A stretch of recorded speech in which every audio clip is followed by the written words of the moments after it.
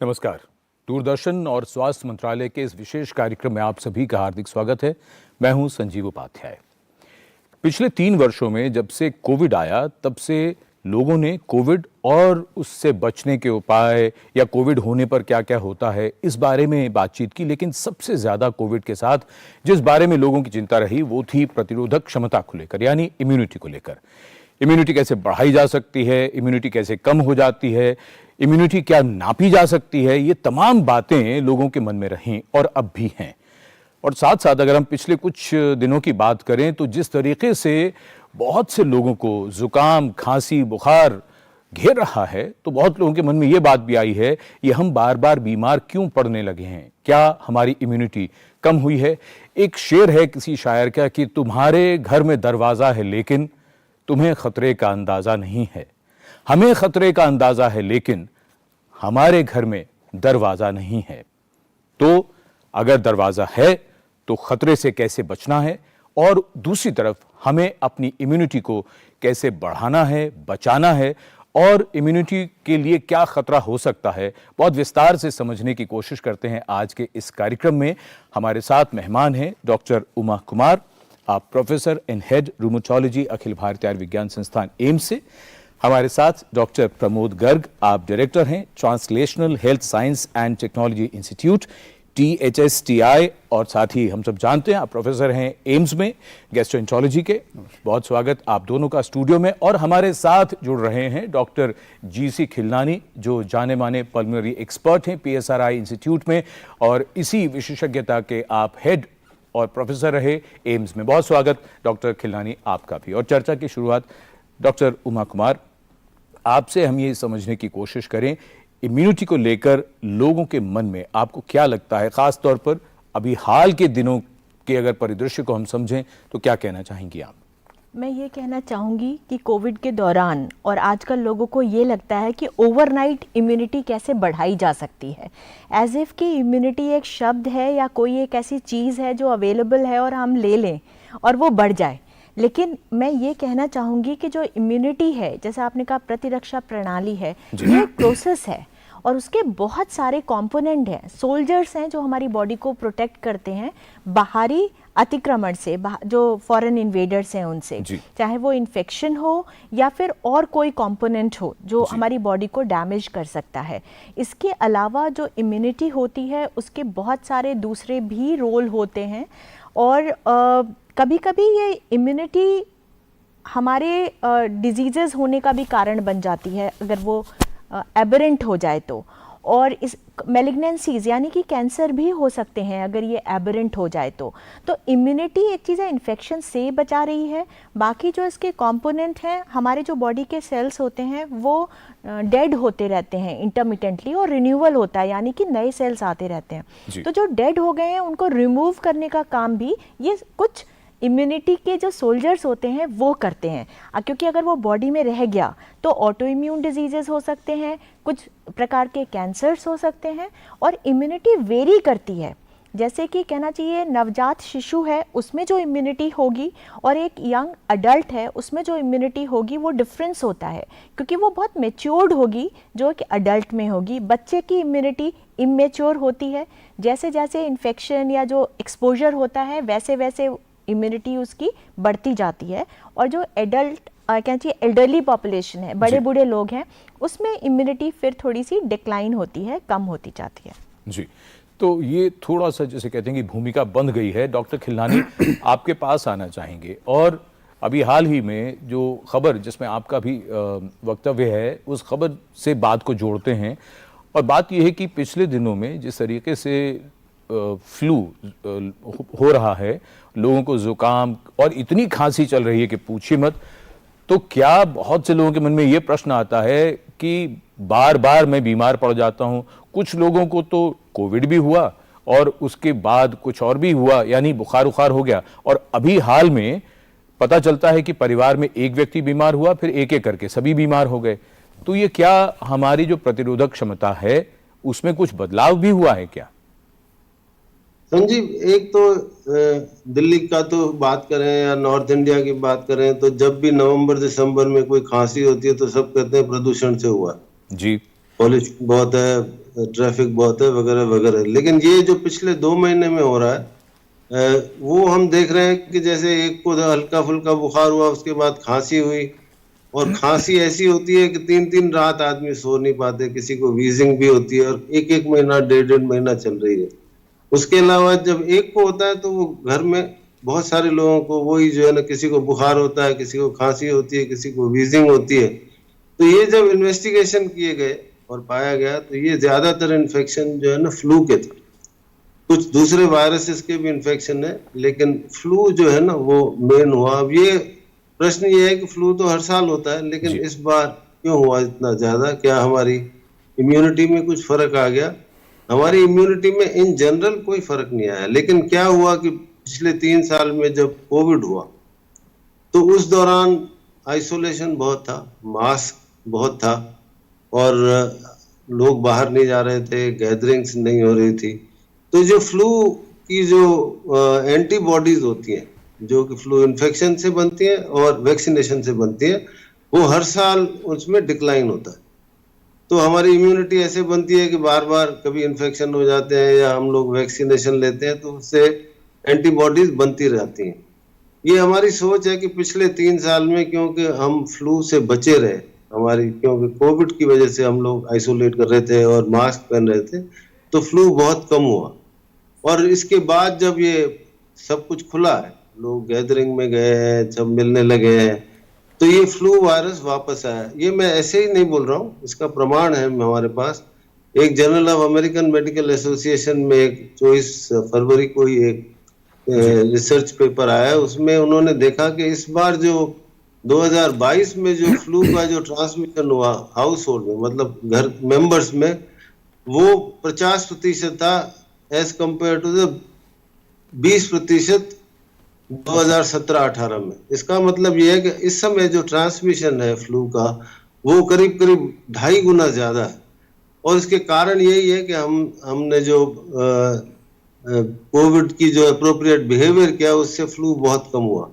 अब ये जो फ्लू वायरस होता है, इसका एक कैरेक्टरिस्टिक होता है कि इसका एंटीजेनिक ड्रिफ्ट होता है, मतलब जो एंटीजेनिक जो प्रॉपर्टीज होती हैं वो बदलती रहती हैं, इसीलिए फ्लू का वैक्सीनेशन हर साल लगाया जाता है।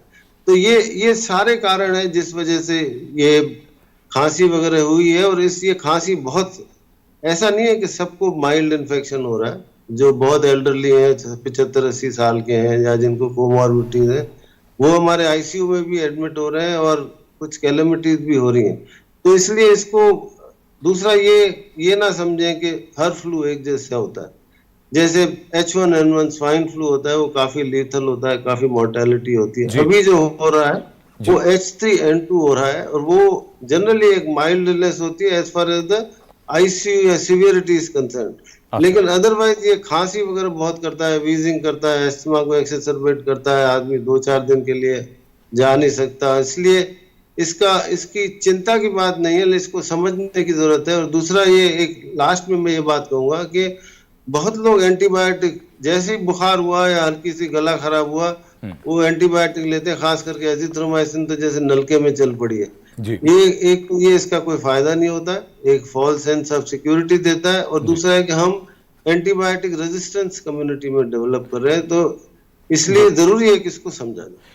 ये एंटीबायोटिक्स वाली बात जो आपने कही कि जो लोग ले रहे हैं, वो भी बात जरा बाद में करेंगे। हमें एक ब्रेक लेना, लेकिन एक छोटी सी टिप्पणी डॉक्टर खिलनानी मैं चाहूंगा आप कर दें, फिर उसके बाद हम ब्रेक में जाएंगे।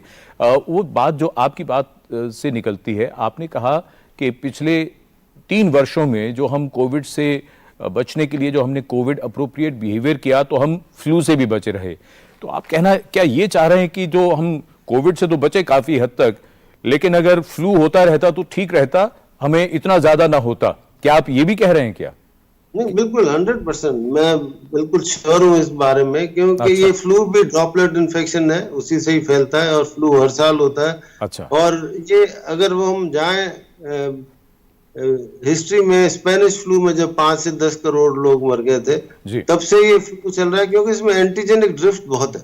तो हर साल बदलता है, जो आप कह रहे हैं एंटीजन ड्रिफ्ट जो हुआ है, इसीलिए इसका जो वैक्सीन है वो भी हर साल लेना पड़ता है। लेकिन ये भी जरूरी है कि कई लोग मेरे पास आते हैं कि हमने तो वैक्सीन ले लिया, फिर हमें फ्लू कैसे हो गया। लेकिन ये वैक्सीन 100% प्रोटेक्शन नहीं देती है, पर ये कारगर है। ये ठीक है, वैक्सीन को लेकर भी कुछ और सवाल भी हैं आपकी बातों से जो निकल रहे हैं, लेकिन हम मिलते हैं एक छोटे से ब्रेक के बाद।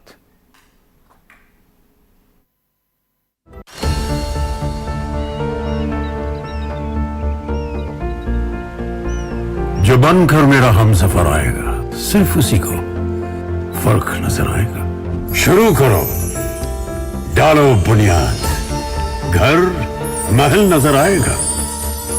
वंडर लाइए, वंडर अपनाइए, फर्क नजर आएगा।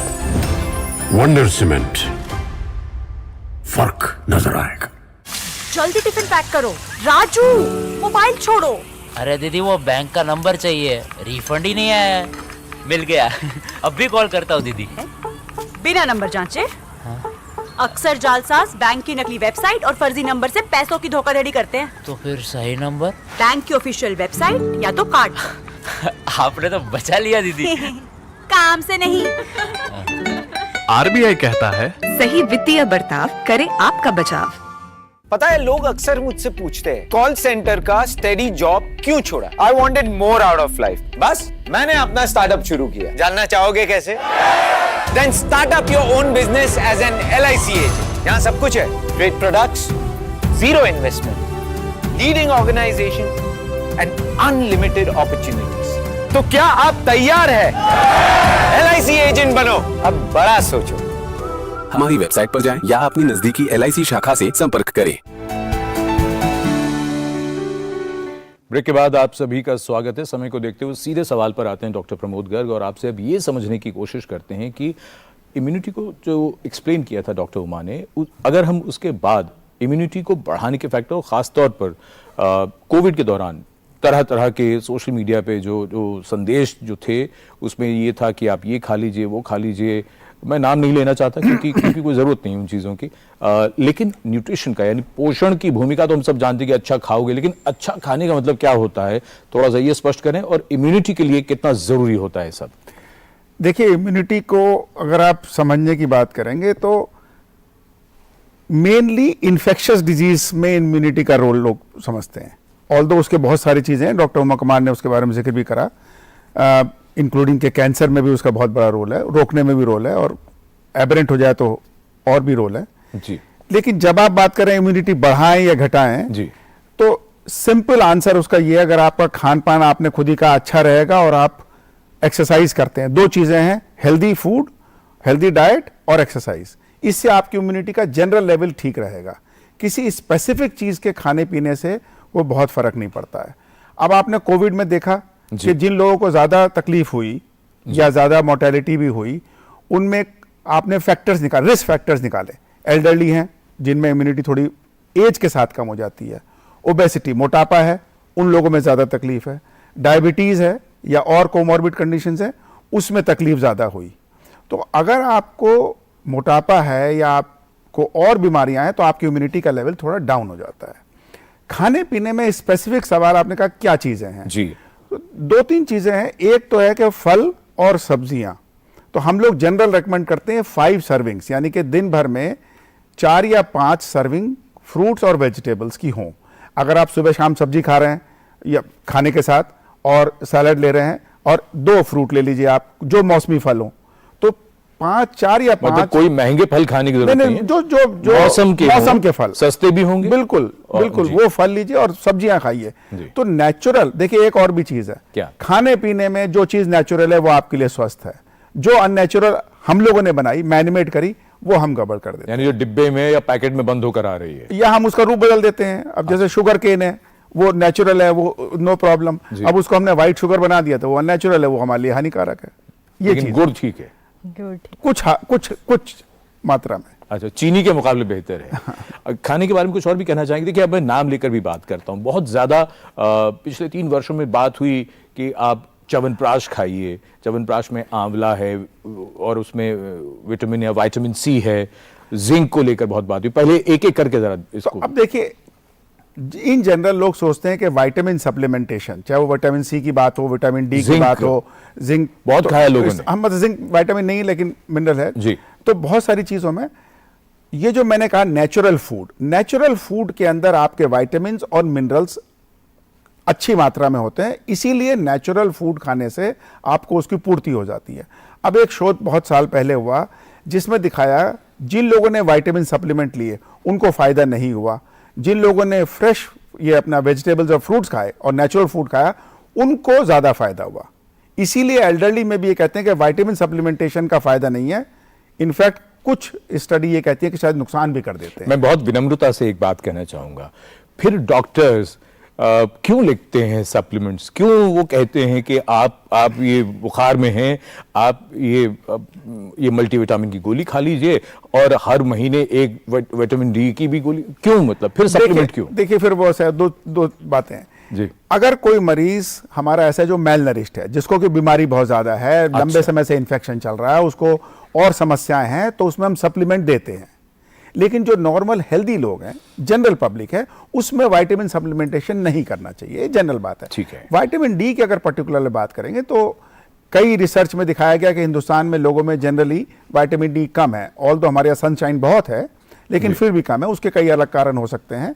तो अगर काफी मात्रा में कम है तो सप्लीमेंट करना चाहिए, बट ये जो लोग रेगुलर ले रहे हैं उसमें प्रॉब्लम हो सकती है। और हम लोगों ने कई बार देखा कि विटामिन ज्यादा लेने से हाइपर विटामिनोसिस भी हो जाती है। कुछ लोग हर हफ्ते ले रहे हैं, हर महीने ले रहे हैं, कि एक बार किसी ने कहा होगा डॉक्टर ने कि भाई आप ले लीजिएगा, तो वो कंटिन्यूस कर रहे हैं, उसको कंटिन्यू ले रहे हैं। फिर लोगों को हमेशा मन में रहती बात कि देखो अब आज मैं थका हुआ हूं, कमजोरी से महसूस हो रहा, कुछ दिन ले लेता हूं। नहीं, बट इन जनरल मेरा रिकमेंडेशन है हेल्दी लोग विटामिन सप्लीमेंटेशन ना लें। डॉक्टर उमा, यही सवाल कुछ और तरीके से मैं ये पूछना चाहूंगा कि क्या इम्यूनिटी का कोई मापने का कोई तरीका है? क्योंकि बहुत से लोग ये कहते हैं कि जब भी मौसम बदलता है मैं बीमार पड़ जाता हूं, कोई और खाना खा के बीमार हो ना हो मैं बीमार पड़ जाता हूं, थकान भी जल्दी हो, मतलब कुछ लोग बाकियों के मुकाबले जल्दी बीमार पड़ते हैं। तो क्या सवाल इम्यूनिटी पर है या कुछ और? देखिए, इम्यूनिटी हर इंडिविजुअल में जो उसका लेवल है वो अलग अलग हो सकता है और वो बहुत सारे फैक्टर्स पे डिपेंड करता है। हमारे बॉडी में करीब 1500 के आसपास जीन्स होते हैं जो इम्यूनिटी को गवर्न करते हैं और वो एक्स क्रोमोसोम पे होते हैं। अच्छा। तो इसलिए कहते हैं ना कि फीमेल्स में ऑटो इम्यून डिजीजेस ज़्यादा कॉमनली होते हैं, क्योंकि वो रोबस्ट इम्यूनिटी होती है, तो वो एबरेंट हो जाए, खराब हो जाए तो डिजीजेस भी हो जाएंगे। तो अब कहने का जो काफ़ी लोग बीमार जो पड़ते हैं, ये भी कहा जाता है कि इन्फेक्शन होना ज़रूरी भी है बॉडी के लिए, चाहे वो दिखे ना। सब क्लिनिकल इन्फेक्शन जब होता है तो हमारी बॉडी उस इन्फेक्शन के अगेंस्ट एक इम्यूनिटी डेवलप करती है और वो बाद में जाके प्रोटेक्ट करता है। दोबारा से हो गया तो हो सकता है वो उतना सीरियस ना हो। अगर मैं एक लेडी की बात करूं तो जो उसको बहुत सालों पहले इन्फेक्शन हो गया कोई, तो हो सकता है परमानेंट इम्यूनिटी डेवलप हुई, तो जब शी गेट्स प्रेग्नेंट, डिलीवर करती है चाइल्ड, तो वो इम्यूनिटी मदर से चाइल्ड में ट्रांसमिट होती है थ्रू ब्रेस्ट मिल्क या जो ब्लड से। तो बेबी कुछ समय के लिए, कुछ मंथ्स के लिए प्रोटेक्ट हो जाता है उस पर्टिकुलर इन्फेक्शन से। तो हर इन्फेक्शन बुरा नहीं होता। इन्फेक्शन हुआ और बॉडी का जो डिफेंस मैकेनिज्म है उसने अपने आप कंट्रोल कर लिया, क्योंकि जो वायरल इन्फेक्शंस जितने भी होते हैं उसमें किसी एंटीबायोटिक की जरूरत नहीं होती और अपने आप हम ठीक हो जाते हैं जुकाम खांसी से। तो इसको हम बुरा नहीं मानेंगे जी। और दूसरी चीज, कुछ लोगों में अगर बार बार रिकरेंट इन्फेक्शंस हो रहे हैं, मतलब साल में उनको 3-4 बार ऐसा इन्फेक्शन हो जाता है जो कुछ दिनों तक परसिस्ट करता है, तो उन केसेस में हम इन्वेस्टिगेट करते हैं। और जैसे मैंने कहा, इम्यूनिटी के बहुत सारे तत्व होते हैं, बहुत सारे कंपोनेंट्स होते हैं, उसमें प्रोटीन्स होते हैं, कॉम्प्लीमेंट्स होते हैं, सेल्स होते हैं। क्या मेजर करना है वो डिपेंड करता है कि किस प्रकार का इन्फेक्शन या किस तरह की बीमारी हो रही है। तो एक कोई ऐसा फॉर्मूला नहीं है कि हमें इस इंसान की इम्यूनिटी मेजर करनी है तो हम ये टेस्ट ऑर्डर कर दें तो हमें पता चल जाएगा कि ये पर्सन बिल्कुल इम्यूनोलॉजिकली हेल्दी है। अच्छा। तो इसलिए कभी भी एक नॉर्मल इंडिविजुअल को एज सच इम्यूनिटी टेस्ट कराने की जरूरत नहीं है जी। लेकिन साथ ही साथ हमें ब्रेक लेना है, तो बहुत ही छोटा सा सवाल, छोटी सी टिप्पणी चाहूंगा मैं कि इसी के साथ साथ पूरे वर्ष में कोई व्यक्ति अगर कितनी बार बीमार पड़ता है तो उसको आप कहेंगे कि ठीक है ये तो नॉर्मल बात है, इसमें कोई ऐसी खास बात नहीं? क्या 3-4 बार वो बीमार पड़ जाए, बुखार आ जाए, ये बिल्कुल सामान्य बात मानी बिल्कुल जाएगी? सामान्य बात है, अगर उस दौरान अच्छा। में उसको कुछ और प्रॉब्लम नहीं हो रही है और अपने आप ही रिकवर हो जा रहा है। एक है कि वो प्रॉब्लम हुई और उसके बाद वो काफी दिनों तक, हफ्तों तक परसिस्ट कर रही है प्रॉब्लम, तो one has to be very careful and investigation की जी, जरूरत होती है। और इसी में डॉक्टर खिलनानी के लिए भी हम एक क्लू सा छोड़ रहे हैं ब्रेक में जाने से पहले कि बहुत से लोग ये कहते हैं 3-4 बार मुझे एंटीबायोटिक का कोर्स साल में करना पड़ता है। समय है एक ब्रेक का।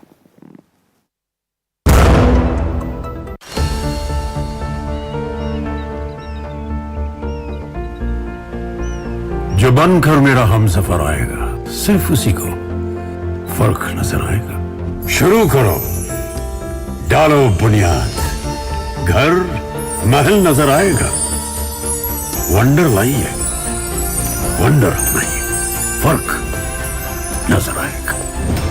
वंडर सीमेंट, फर्क नजर आएगा। कौन सा परफ्यूम है? परफ्यूम बहुत फ्रेश लग रहे हो। पार्लर गई थी? No parlour, no facial. ये है मेरा फेवरेट सोप।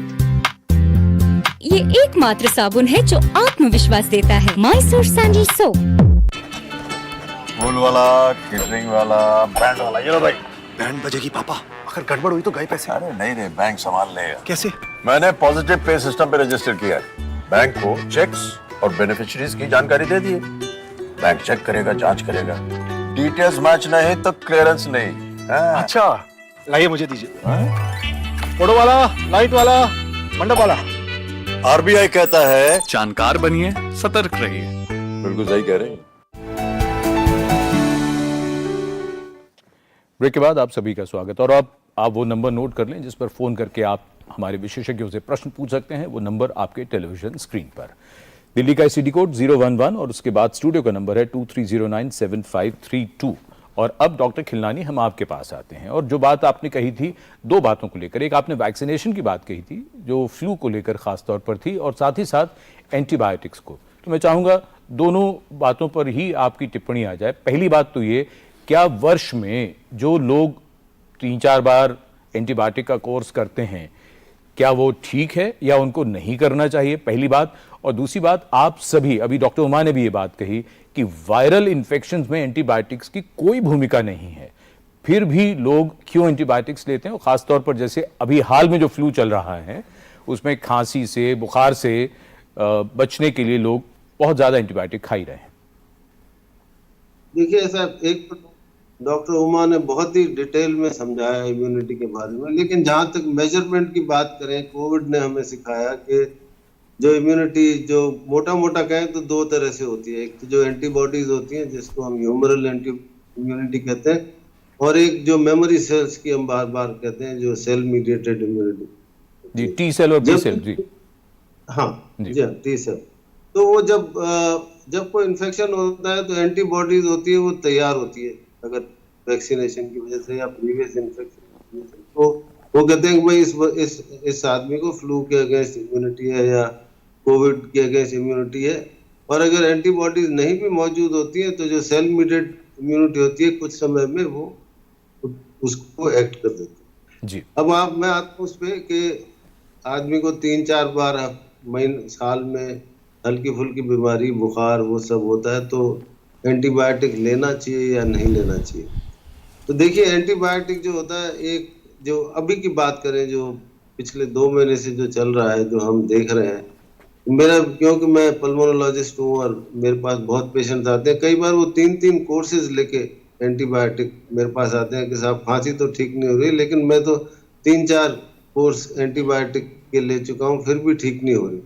तो ये, मैं इसके बहुत खिलाफ हूँ और इसके बारे में लिखता भी हूँ। वो इसलिए कि एक तो एंटीबायोटिक एक फॉल्स सेंस ऑफ सिक्योरिटी देता है कि हाँ भाई मैंने तो एंटीबायोटिक ले ली तो मेरा बुखार अब ठीक ही हो जाएगा, इसलिए कई लोग इन्वेस्टिगेट नहीं कराते हैं। दूसरी बात यह है कि एंटीबायोटिक लेने से हमारी जो इंटेस्टाइन में एक फ्लोरा होती है, बैक्टीरिया, जो हमारे बेनिफिशियल होती है, उसका भी नुकसान करती है। और तीसरी बात यह है कि एंटीबायोटिक इतना सिक्योरिटी दे देता है कि हम लोग सोचते हैं कि चलो एंटीबायोटिक लेके दफ्तर चले गए और अपना काम करने लग गए।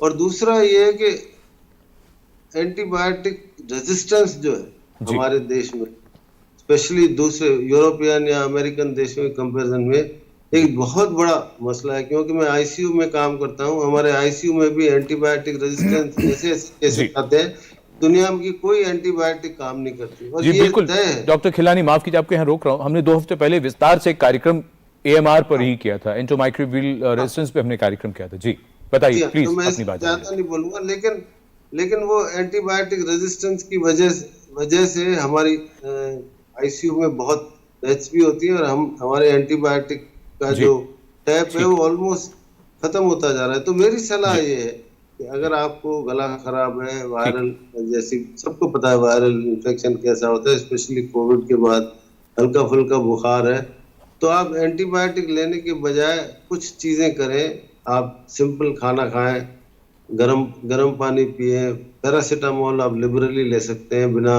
यहाँ पर मैं एक बात भी बताना चाहूंगा कि जो विकसित देश हैं वहां पर आप किसी तरह से भी एंटीबायोटिक ले नहीं सकते बाजार में जाके, कुछ भी कर लें जब तक डॉक्टर की सलाह ना हो। लेकिन अनफॉर्चुनेटली हमारे यहाँ ऐसा है नहीं, ओवर द काउंटर एंटीबायोटिक मिल जाती है, तो वो लेने से आप अपना नुकसान करें। एक दूसरी बात है कि अगर आपको बैक्टीरियल इन्फेक्शन है और आपने अपने मन से एंटीबायोटिक इनएप्रोप्रिएट ली, तो आप अपने लिए भी एक रेजिस्टेंस डेवलप करें। बिल्कुल ठीक कह रहे हैं डॉक्टर खिलानी, माफ कीजिए हमारे एक दर्शक बहुत देर से इंतजार कर रहे हैं, क्या हम उनका सवाल ले लें?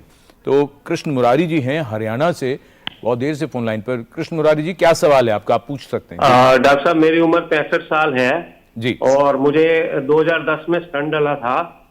साथ में पिछले साल मुझे कुछ अंगूठों में ना तो क्लॉट्स बन गए थे। शुगर है मुझे लगभग 150 और 200 के बीच में रहता है। कृष्ण मुरारी जी, आप अपना सवाल जरा दोहरा दीजिए, और आपका सवाल शायद डॉक्टर उमा से है मेरे ख्याल से, आपने ये कहा। डॉक्टर साहब, मेरी उम्र 65 वर्ष है जी। मैं डायबिटिक पेशेंट हूँ जी। और मेरे को 1 मार्च 2010 को स्टंट डला था।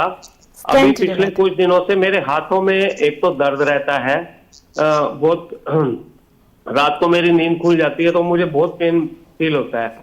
और कुछ पिछले साल ना मेरे दोनों थम्स में क्लॉट्स बन गए थे, तो मैंने गंगाराम में ट्रीटमेंट लिया था।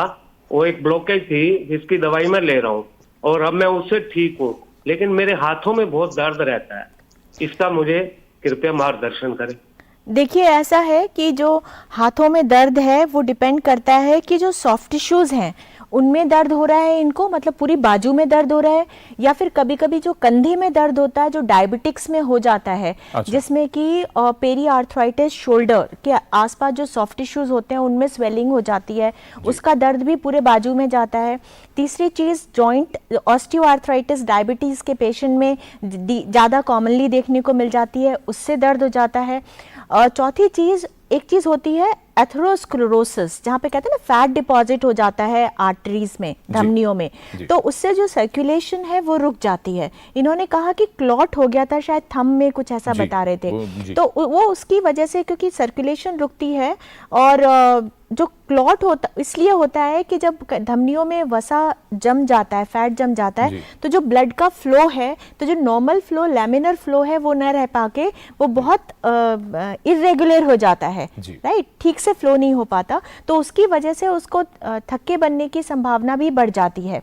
तो ये सब वजह हो सकती है। मैं कहूँगी कि इनको कार्डियोलॉजी या कार्डियोवैस्कुलर सर्जन को दिखाएं या फिर फिजिशियन को कांटेक्ट करें, अगर वो ज़रूरी समझेगा तो फिर इनको जो इससे रिलेटेड स्पेशलिस्ट हैं उनके पास रेफर करेगा। कई और समस्याओं में तो राहत मिली है, लेकिन वो दर्द की अभी बात है, तो इनको एक फिजिशियन को कंसल्ट करना चाहिए।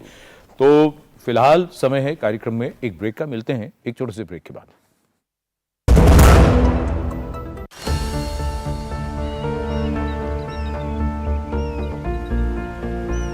जो बनकर मेरा हमसफर आएगा, सिर्फ उसी को फर्क नजर आएगा। शुरू करो, डालो बुनियाद, घर महल नजर आएगा। वंडर लाइए, वंडर नहीं, फर्क नजर आएगा। वंडर सीमेंट, फर्क नजर आएगा। कौन सा परफ्यूम है? परफ्यूम बहुत फ्रेश लग रही हो, पार्लर गई थी? नो पार्लर, नो फेशियल, ये है मेरा फेवरेट सोप। ये एकमात्र साबुन है जो आत्मविश्वास देता है। Mysore sandal soap. दीदी नौकरी लग गई। अरे वाह, बधाई हो। तो अब तो ढेर सारी शॉपिंग। हाँ दी, नया मोबाइल। अरे रुको शहजादे, सैलरी से पहले खर्चे। इंस्टेंट लोन भी तो मिलता है। पहले बजट बनाना सीखो, फिर खर्च करो। पर दी, देखो, कमाई का एक हिस्सा हमेशा बचाना चाहिए, लेकिन पार्टी देने से नहीं बचोगे तुम। हाँ दी, पार्टी मेरी, बजट तुम्हारा। अच्छा, आरबीआई कहता है, सही वित्तीय बर्ताव करे आपका बचाव। आप सभी का स्वागत है ब्रेक के बाद और चर्चा को आगे बढ़ाते हैं। डॉक्टर प्रमोद गर्ग आपके साथ हम अब ये समझना चाहेंगे समय को देखते हुए कि अब बहुत से हमारे दर्शक अब ये जानना चाह रहे होंगे कि समस्या तो हमें पता चल गई और हमें क्या करना है, थोड़ा सा वो और हमें मालूम हो ताकि इम्यूनिटी को लेकर हम बिल्कुल निश्चिंत रहें। तो क्या करें? पहली बात तो बहुत लोगों को लगता है कि वेजिटेरियन या नॉन वेजिटेरियन, ताकत किस में ज़्यादा मिलती है, ड्राई फ्रूट्स खाएं या क्या क्या करें? देखिए, ऐसा है कि इम्यूनिटी की जब जनरल बात कर रहे हैं आप, इम्यूनिटी और एक्सपोजर दोनों को साथ लेके चलना पड़ेगा। अच्छा, केवल एक चीज से बात नहीं बनेगी। अगर आपका एक्सपोजर ज्यादा होगा तो जाहिर सी बात है कि थोड़ा इन्फेक्शन के चांस ज्यादा रहते हैं। और इन्फेक्शन, ये बात मान के चलिए कि 80 से 90% लोगों में तो मालूम ही नहीं पड़ता है। और ये कोविड में आपने देख लिया जी कि मान लीजिए 5% 10% लोगों ने टेस्ट कराया, उनको पॉजिटिव आया, लेकिन जब एंटीबॉडी टेस्ट करी तो 80% में पॉजिटिव मिली। जी, तो एक लोगों में थोड़ी भ्रांति भी रहती है कि भाई ये हमें इन्फेक्शन नहीं हुआ, उनको हुआ, हमारी इम्यूनिटी कम है, उनकी ज़्यादा है। जी, लेकिन इम्यूनिटी सभी लोगों की जनरली अच्छी रहती है और इन्फेक्शन अधिकतर लोगों में माइल्ड होता है या एसिम्प्टोमेटिक होता है। अच्छा, लेकिन एक्सपोजर आपका ज़्यादा होगा, आपकी आउटडोर एक्टिविटी ज़्यादा है, बच्चे स्कूल जाते हैं, उनमें ज़्यादा एक्सपोजर होता है, तो इन्फेक्शन के चांस ज़्यादा है। अब सेकेंड एस्पेक्ट है इम्यूनिटी का। इम्यूनिटी के लिए मैंने आपसे बताया कोई सप्लीमेंट लेने से इम्यूनिटी आपकी नहीं बढ़ेगी। स्पेसिफिक इन्फेक्शन के लिए इम्यूनिटी बढ़ाने के लिए वैक्सीन है, जैसे कि इन्फ्लुएंजा की वैक्सीन है या कोविड की वैक्सीन है जी। अगर जनरल इम्यूनिटी की बात करें तो मैंने पहले भी आपसे कहा, अगर आप अच्छा खाना, स्वस्थ खाना खाएंगे और एक्सरसाइज करेंगे, एक्सरसाइज बहुत जरूरी है, और अपनी जो कोमॉर्बिड कंडीशन उसको कंट्रोल करें। मोटापा सबसे इंपॉर्टेंट है, ये बार बार दोहरा रहा हूं। डायबिटीज बहुत जरूरी है, उसको कंट्रोल करना। उन पे ज्यादा ध्यान दें रादर देन थिंकिंग कि हम एक सप्लीमेंट ले लें। वेजिटेरियन नॉन वेजिटेरियन डाइट में बड़ी क्लैरिटी है कि vegetarian diet definitely non vegetarian diet से बेटर है, not only for immunity but और चीजों में भी। जैसे कैंसर्स हैं वो नॉन वेजिटेरियन डाइट से ज्यादा होते हैं। आपने बात करी ड्राई फ्रूट्स की या नट्स की, तो ये भी एक जनरल है कि जो नट्स हैं, और उसमें नट्स में मूंगफली भी है और भी कई तरह के नट्स हैं, अगर कोई नट्स आप लेते हैं तो अच्छा है मॉडरेशन में। एक चीज और है, जो भी ले मॉडरेशन में ले, ज्यादा नहीं। ज्यादा नहीं। आपने सोचा साहब, ये किसी ने कहा कि साहब ड्राई फ्रूट बहुत अच्छा, हमारे खा रहे हैं। दर्शक हैं जो इंतजार कर रहे हैं, उनका सवाल भी ले लेंगे, अब समय तो बड़ा कम है, लेकिन एक छोटी सी बात और है। आपने एक्सरसाइज को आपने बहुत हाईलाइट किया। एक्सरसाइज को लेकर क्या लोगों को लगता है कि जब तक दौड़े भागे नहीं तब तक नहीं होगा, या सिर्फ चले तब भी बहुत है? देखिए, ऐसा है, एक्सरसाइज की जब हम बात कर रहे हैं तो मैं थ्रू आउट द डे की बात कर रहा हूं। अच्छा, अगर हम मॉर्निंग में जो जा रहे हैं जॉगिंग या वॉकिंग के लिए, वो एक आर्टिफिशियल वे ऑफ एक्सरसाइजिंग है। आइडियली हमको सारे दिन एक्टिव रहना चाहिए। अगर मुझे अपना काम करना है तो पानी एक गिलास में खुद लूं, ठीक है ना। मैं अपना खाने के लिए जा रहा हूं तो टेबल पे जाए खाना, कोई आपके लिए खाना लगा रहा है, या बर्तन है तो आप खुद ही उठा के रख दें। अपना काम खुद करिएगा तो आप दिन भर एक्टिव रहेंगे। क्या बात है। ऑफिस में सारे दिन बैठे, घर के लोग भी खुश रहेंगे, बाकी भी लोग खुश रहेंगे। एक्सरसाइज मतलब आप एक्टिव रहे through out the day, best है। बहुत बढ़िया। एस कुमार साहब हैं पटना से टेलीफोन लाइन पर। एस कुमार साहब, क्या जानना चाहते हैं, जल्दी से पूछ लीजिए आप। हेलो जी जी, कुमार साहब सवाल पूछ लीजिए आप जल्दी से। जी जी, good evening. My question is to doctor Uma. Please go ahead. What are the reasons for autoimmune diseases, and what should be done for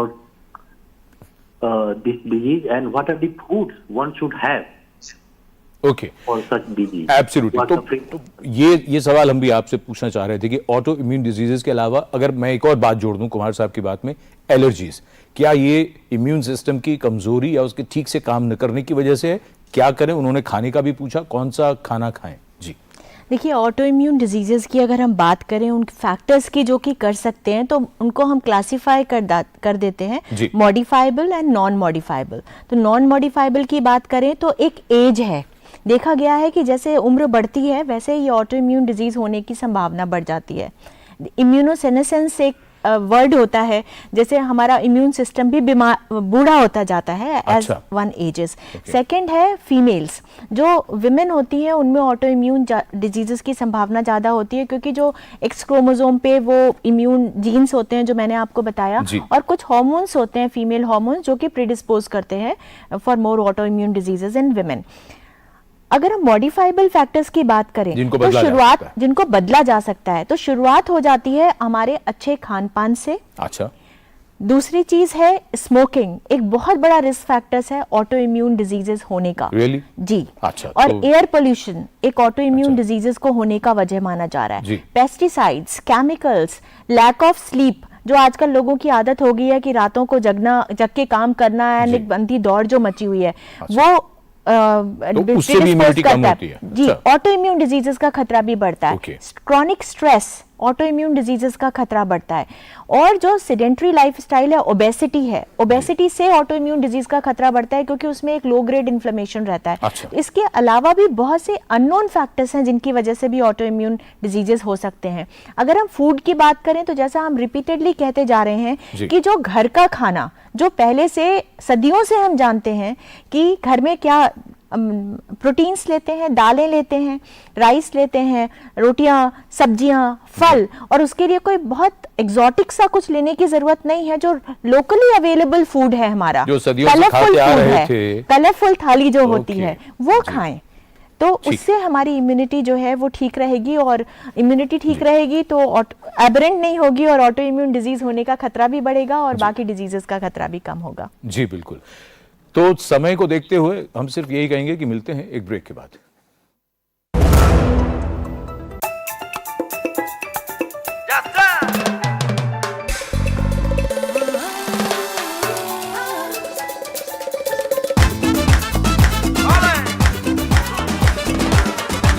त्वचा का एक वादा, मैसूर सैंडल गोल्ड, अपने अंदर की खूबसूरती को जगाइए।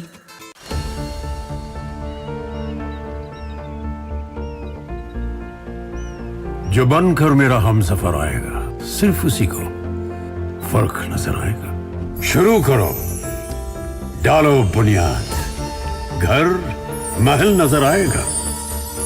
वंडर लाइए, वंडर अपनाइए, फर्क नजर आएगा। वंडर सीमेंट, फर्क नजर आएगा।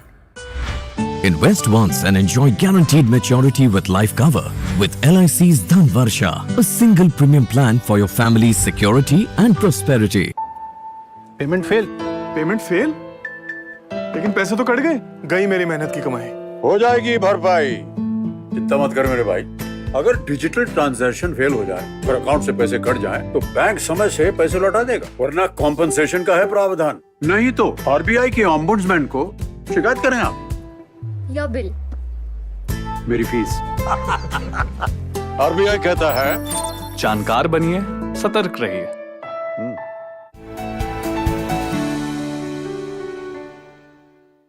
और समय को देखते हुए सभी विशेषज्ञों से अब ये चलते चलते हम संदेश लेते चलें कि आखिरकार इम्यूनिटी यानी प्रतिरोधक क्षमता को बनाए रखने के लिए और बचाए रखने के लिए वो क्या कहना चाहेंगे। शुरुआत करते हैं डॉक्टर खिलनानी आपसे, आप क्या कहना चाहेंगे, और अगर उसमें एक लाइन अगर टीकाकरण के बारे में भी अगर आप जोड़ना चाहें तो आप जोड़ सकते हैं प्लीज।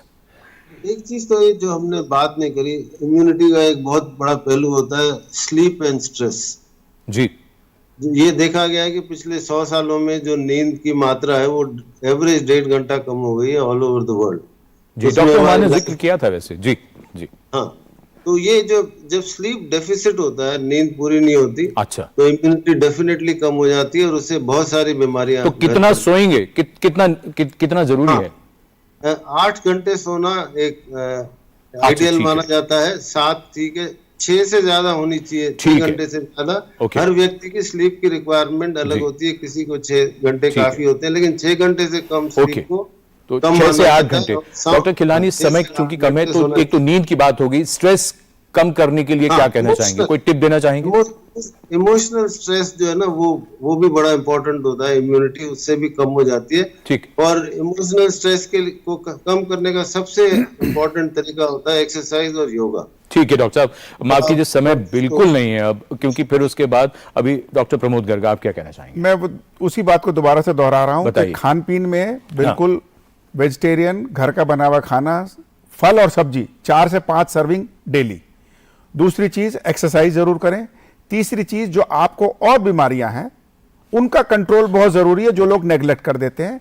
और जहां तक वैक्सीन का सवाल है, बच्चों को जरूर वैक्सीन लगवाएं जो रिकमेंडेड है हमारे यूनिवर्सल प्रोग्राम में, और एडल्ट्स में जिसमें डॉक्टर आपका एडवाइस करें तो वैक्सीन लगवा लें। ठीक है। बहुत सारी बीमारियां जिसमें वैक्सीन लगाने की जरूरत होती है तो वो जरूर लगवा लें। डॉक्टर उमा, मैं कहूँगी कि फूड सप्लीमेंट्स पे डिपेंड ना करें। दूसरा, एंटीबायोटिक्स अपने आप ना लें।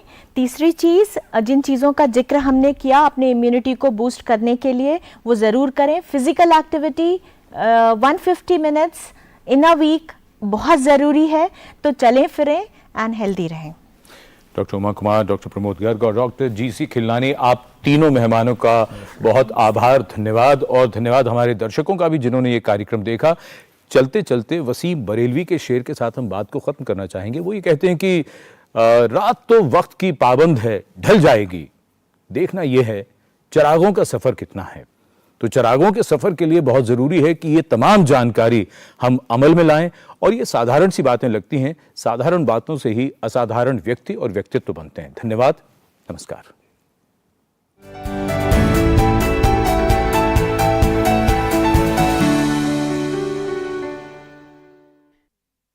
न्यूज नाइट के प्रायोजक हैं LIC, हर पल